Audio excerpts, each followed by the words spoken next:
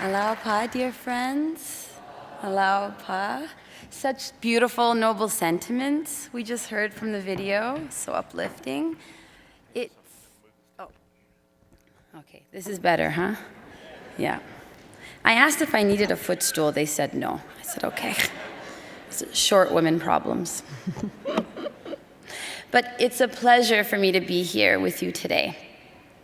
I'd like to explore some ideas today, this morning, that are essential to Baha'i-inspired educational programs concerned with moral empowerment. Programs that enable young people to take charge of their own intellectual and spiritual growth, as well as to contribute to the transformation of society.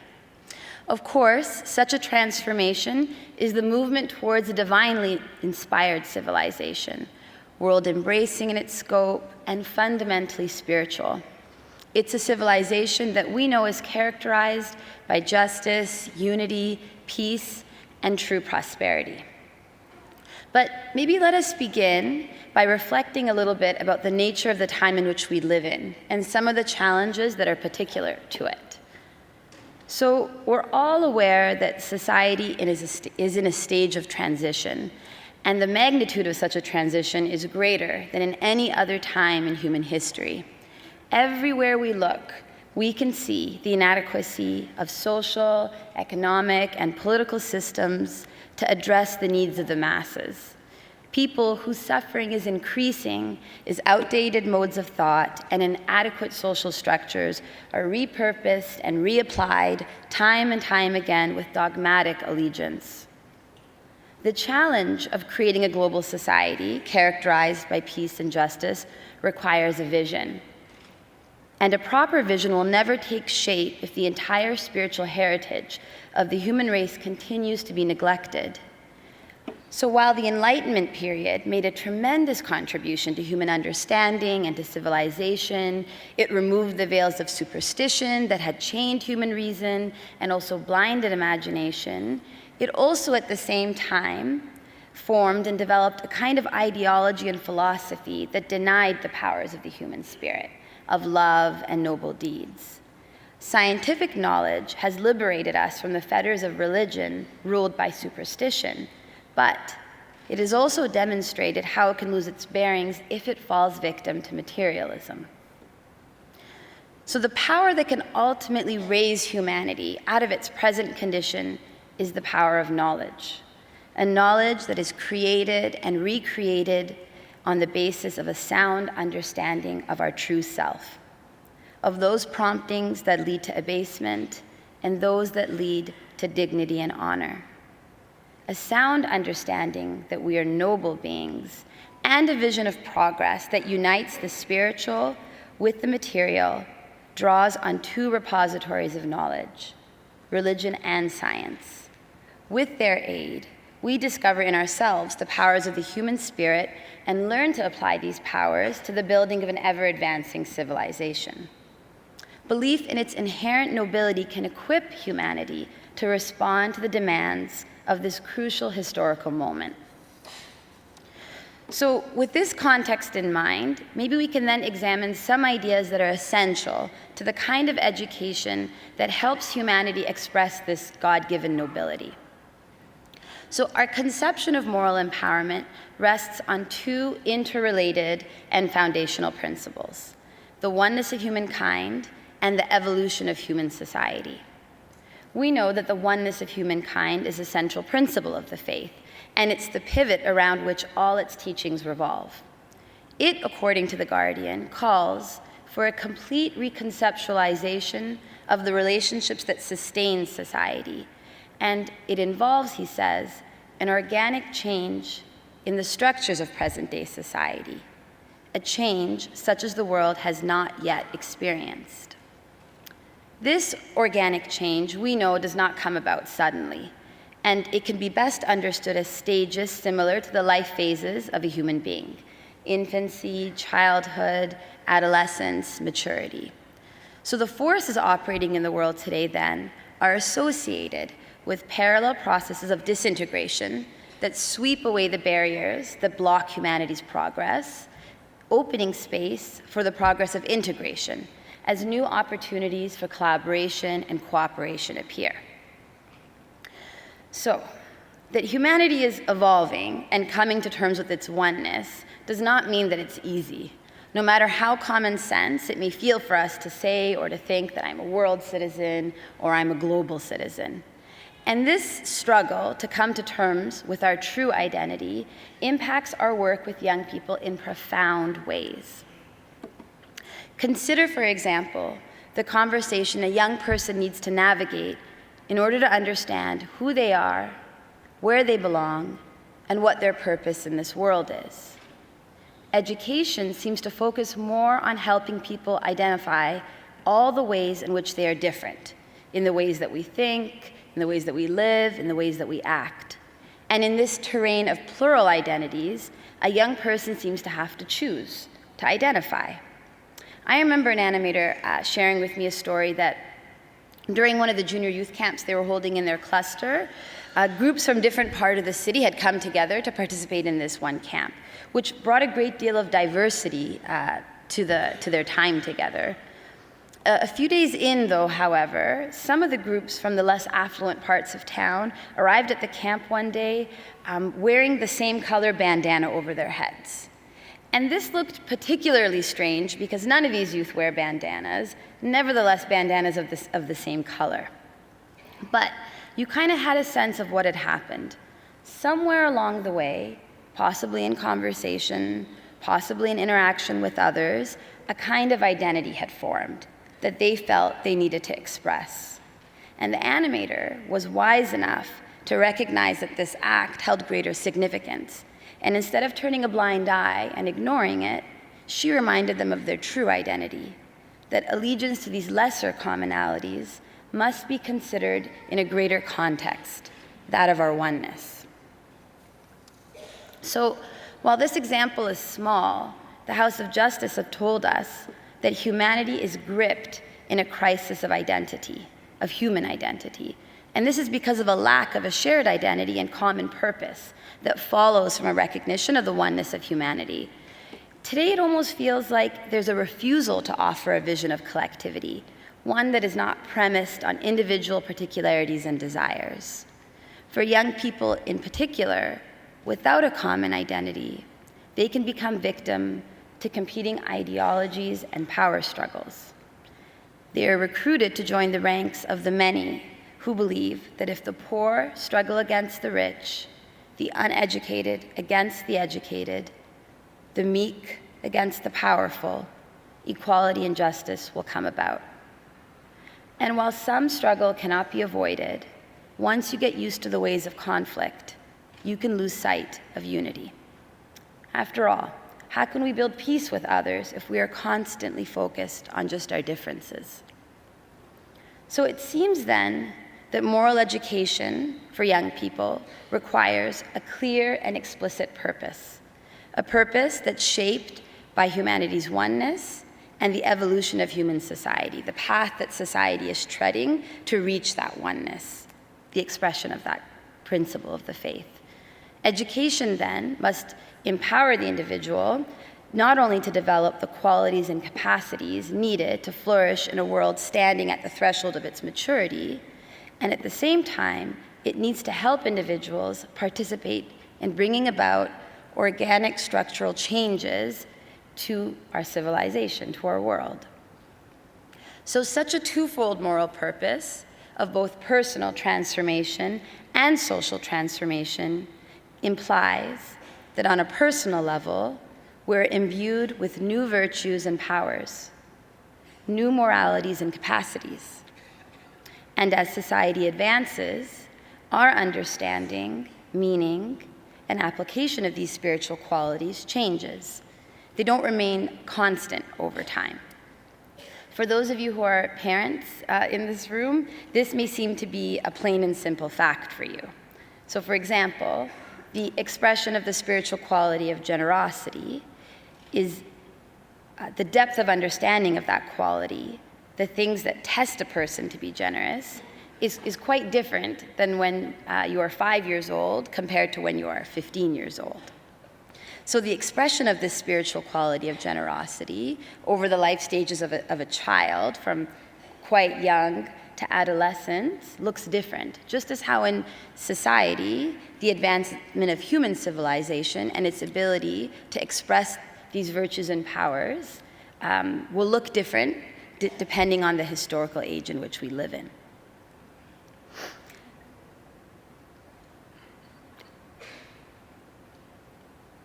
So education then must empower the individual to develop those spiritual qualities and attitudes. On a societal level, this purpose, this twofold moral purpose, is expressed through striving to promote the welfare of the human race and to transform the structures of society. For example, while believing in equality and very sincerely that men and women are equal is important, this belief alone does not change the way society is organized within the family, within the workforce, and in the many other places in which women are discriminated against. Simply knowing or believing in your heart that men and women are equal is insufficient. One must also arise to begin to change the structures and processes of society. In this way, then, individual and social transformation must go hand in hand.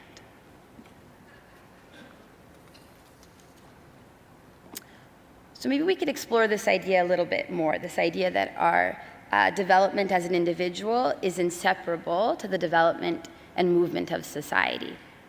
Because if we focus in education on one aspect of our twofold moral purpose at the expense of the other, there are consequences for both the individual and for society. For example, if we focus solely on the self, what tends to happen is that our perspective narrows. And it also impedes the growth of our qualities, because those qualities can only be manifested and developed in a social context. It's really difficult to actually develop our talents and our virtues in isolation from society and in isolation from one another. Could you imagine how difficult it would be to develop the quality of love by just kind of being locked up in your room or not having much interaction with anybody? It's only when you fight the battles of love that we get a glimpse into the name of God as the all-loving.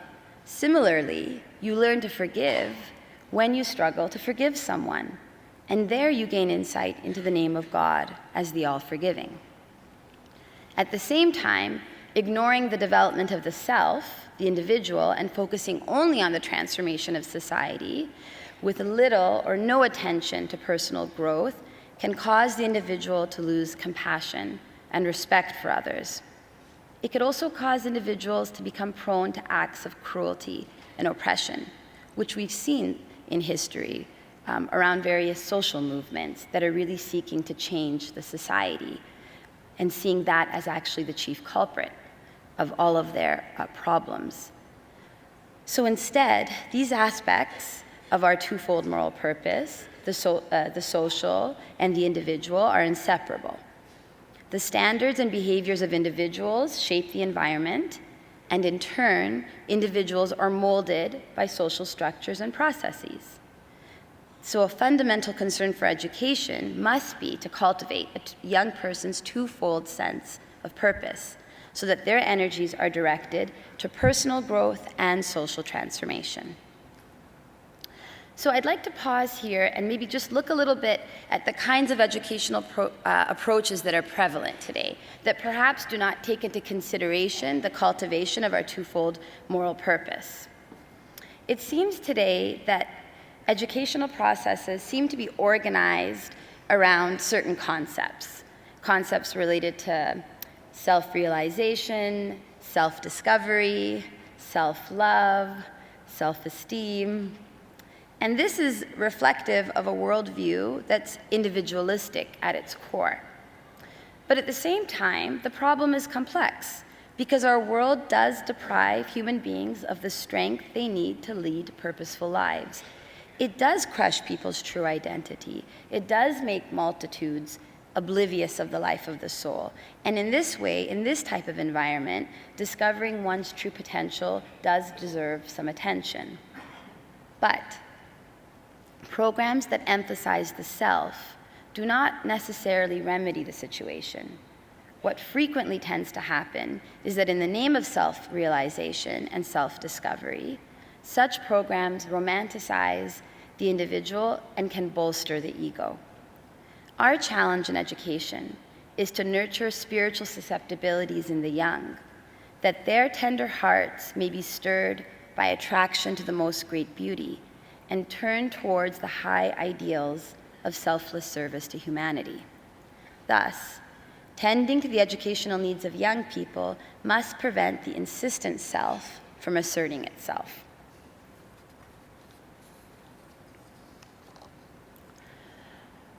Another significant idea shaping our efforts in education is the need to nurture understanding, the lack of which is a major cause of superficiality in education today. The most basic concern of any educational endeavor has to be the development of this gift, for knowledge alone is insufficient. Because it's possible to know a great deal but not be capable of doing something about it, and it's also possible to believe in something very sincerely but act in ways that are contrary to that belief. To be fruitful, knowledge must be accompanied by true understanding. Baha'u'llah says, "The favors vouchsafed by him unto mankind have been and will ever remain limitless in their range. First and foremost among these favors, which the Almighty hath conferred upon man, is the gift of understanding. His purpose in conferring such a gift is none other except to enable his creature to know and recognize the one true God. Exalted be his glory. This gift giveth man the power to discern the truth in all things, leadeth him to that which is right, and helpeth him to discover the secrets of creation." So this faculty of understanding enables us to identify truth, to know what knowledge is true and what is false, for Baha'u'llah tells us that some knowledge is divine and some satanic. It enables us to know what leads to loftiness or lowliness, glory or abasement, what assists us in our spiritual journey, and what returns to dust. Understanding involves mediation between the universal and the particular when you apply knowledge to a particular situation. It is incumbent upon every man of insight and understanding, our writings tell us, to strive to translate that which hath been written into reality and action. Abdu'l-Baha, in his address to the Central Organization for a Durable Peace in The Hague, observed that for peace to be realized in the world, it was not adequate that people should be informed about the horrors of war. He said, "Today, the benefits of universal peace are recognized amongst the people, and likewise, the harmful effects of war are clear and manifest to all. But in this matter, knowledge alone is far from sufficient. A power of implementation is needed to establish it throughout the world." Education, then, has to go so much further than merely informing young people of the ills of the world. We may know that war is bad, peace is good, but in the struggle to work with others to achieve peace, you are forced to face the challenges of your own character, to struggle against them, and to take a step towards being a promoter of well-being and tranquility. And in that process, you gain understanding. Most importantly, understanding of your true self. From this, one could say that developing our understanding, fostering our spiritual qualities, are to be developed in the context of service to humanity. Moral empowerment needs to be associated with progressively more effective and complex acts of service to the community and by extension to the whole of humanity. When this is achieved, the consciousness of the oneness of humankind, always in danger of being a mere abstraction, is given concrete shape through the notion of service. Committing oneself to the common good defines a radically different identity, an identity that the consciousness of the oneness of humankind nurtures. It is an identity founded on an understanding of our true selves. Because, as you know, service impels individuals to come face to face with the collective side of our identity. Walking in the path of service in the company of others unites the fulfillment of individual potential and the advancement of our communities. It unites being with doing. And at the most fundamental level, it is a requirement of what it is to be human. That one indeed is a man who today dedicateth himself to the service of the entire human race.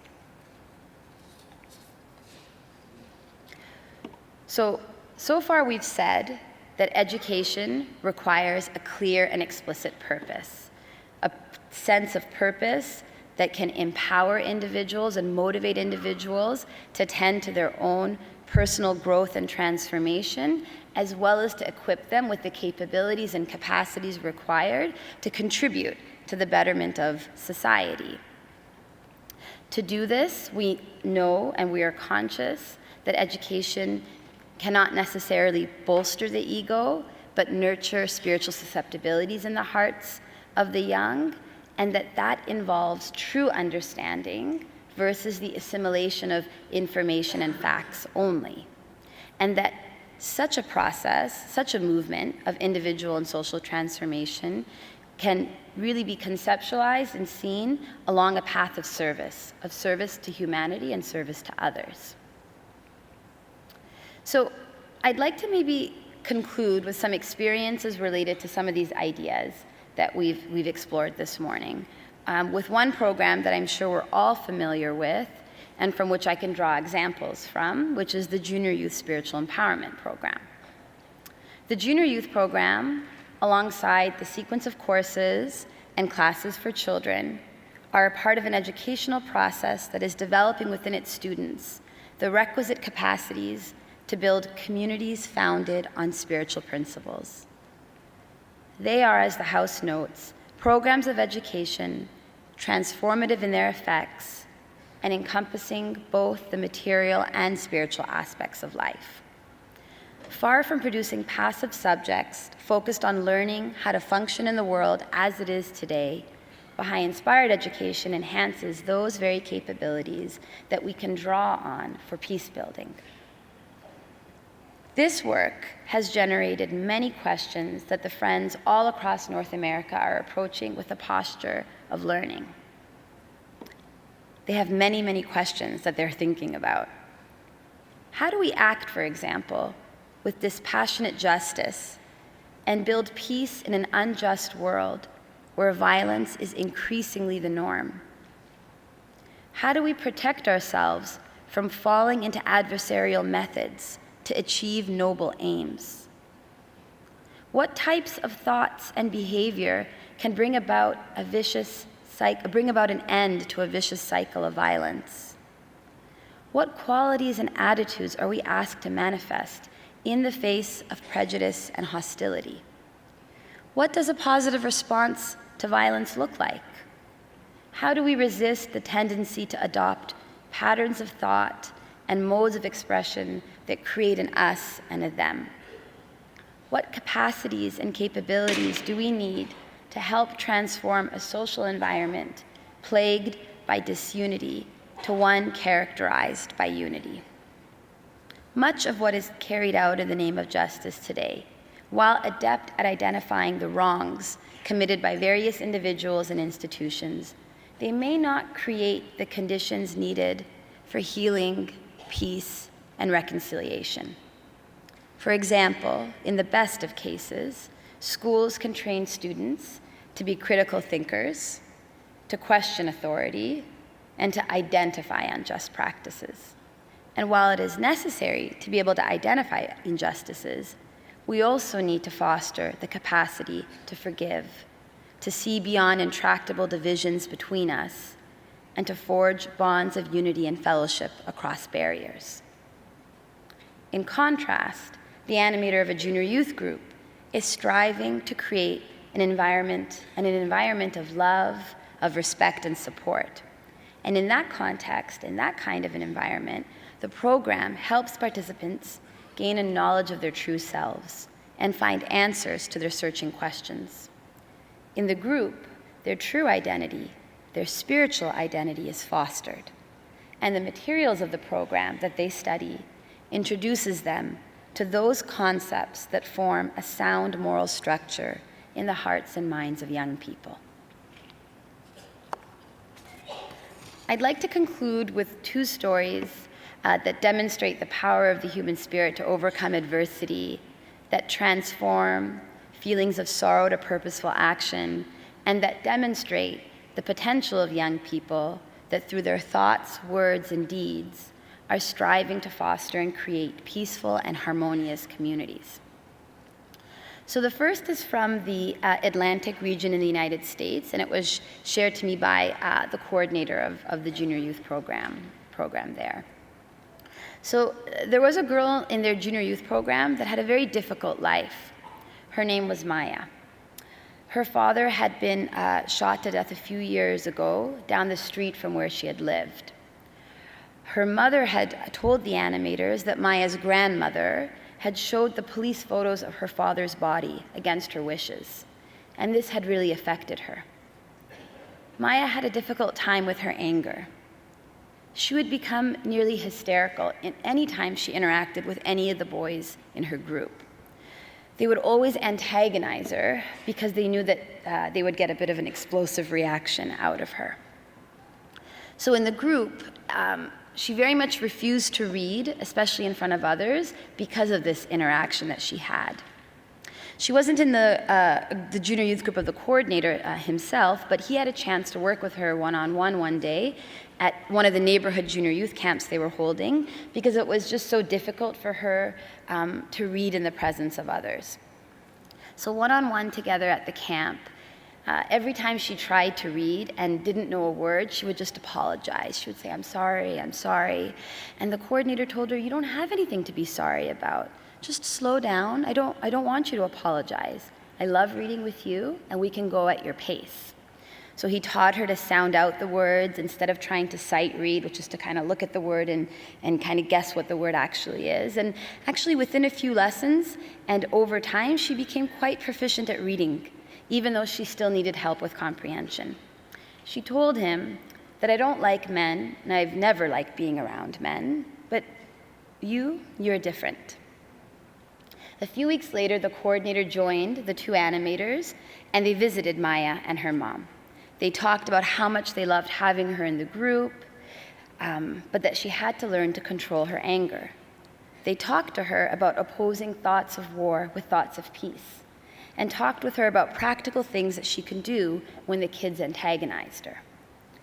She said that it was really hard, that when the kids called her names, or when they hit her, or spit at her on the bus, it was difficult.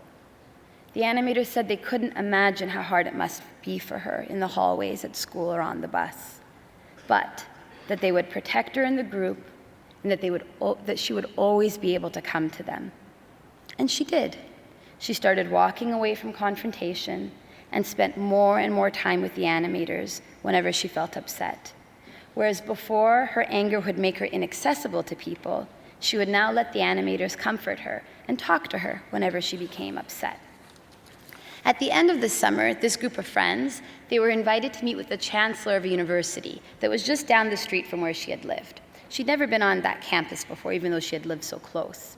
She even asked the coordinator, who is it that we're going to meet? Is he like the principal? Is he in charge of the school? And they said, yes, chancellor's a little bit like the principal. When they met with the chancellor, he said very encouraging things to them and about the junior youth program. He appreciated that the young people in the neighborhood, surrounding neighborhood, were being taught spiritual and moral education. He said that this is what was missing in the world today. And so he asked the junior youth, how has the program been helping them? And Maya spoke up. She said it had really helped her with her reading and with her anger, that I wasn't able to read before, and I would get angry around other young people. But being with my animators and talking to them helped me control my anger. The chancellor was so happy to see that the animators from his school were serving the younger generation in this way. He told them that this is what the university was originally built for. When they left, Maya turned to her animators and said, "I would like to try to come here one day." The last story I wanted to share is from the Northwest region of the United States also, and it's also about a junior youth group. So a member of this one particular junior youth group that was from a distant part of the cluster had lost her home to a major house fire that had started suddenly in the middle of the night. While she and her special needs brother and mother were able to escape, the brother miraculously through the help of a neighbor, her father and younger sister had died in the fire. The family, the Baha'i family in the neighborhood, whose daughter had helped form the junior youth group, were pillars of support for this family and the grieving community. When the coordinator came to visit and to support this junior youth group, the daughter had related that just the week before, the group had been studying a section from the junior youth text, Glimmerings of Hope, and that she had immediately called to mind the idea that hope and a positive attitude was essential for ongoing difficulties. She took the opportunity to visit her friend, to comfort her, to cheer her. She began consulting with her parents and the animators about how the group could carry out service projects to support this family. And what the group decided to do was to host a devotional gathering for the community. So they decided to contact a chapel that was on the same block to be able to host the gathering. So the following that I'll end with is a letter, excerpts from a letter that was circulated by the gentleman who had opened the chapel for this group's use for the devotional gathering. So he says, "Dear fellow board members, we had a request from some people who live on 6th Avenue to open the chapel up on Wednesday evening so that they could gather together and reflect on the tragedy that had happened to their neighbors. I said by all means yes. I went and opened the doors at 7:20 as they wanted to gather at 7:30. I did not think many people would show up. It wasn't advertised or mentioned anywhere that I knew of. It was sort of impromptu. But within 5 minutes, the chapel had about 30 people in it, as far as I knew. Mostly adults, but a few children. My plan was to let them have their piece, and then I would come back at 8:30 to lock up. They all sat down, scattered about, and sat in silence. I went downstairs to use the restroom before I left, and as I came back up, someone was speaking. Not to anyone in particular, just sort of praying out loud. I was so moved by what was being said, I decided to stay. It was probably the most moving and emotional time I have ever had in my life. These were the neighbors on 6th Avenue who wanted to share their grief together. The children were all friends of Kate, and most were in a group they all belonged to. There was mostly silence. Everyone once in a while someone would say something about Katie or June and hope the best for their life journey. The young girls twice sang, just out of nowhere. It was absolutely beautiful. There are 2 reasons why I'm writing this. The first is to share my experience to what the chapel provided and how it is truly a center for the community. It very much felt that way last night. What I witnessed was so profound, so moving. I would not trade that hour for anything else. I too have grieved about the loss we have experienced, and having sat with these people, neighbors, and the community, it helped me in dealing with it. My second reason for sharing my story is because they're going to do it again on Friday at 7, and I encourage everyone to attend. If you are experiencing the grief that most of us islanders are, this will help and also give you new insight to what this community is all about. I promise you, it will change your life. Thank you.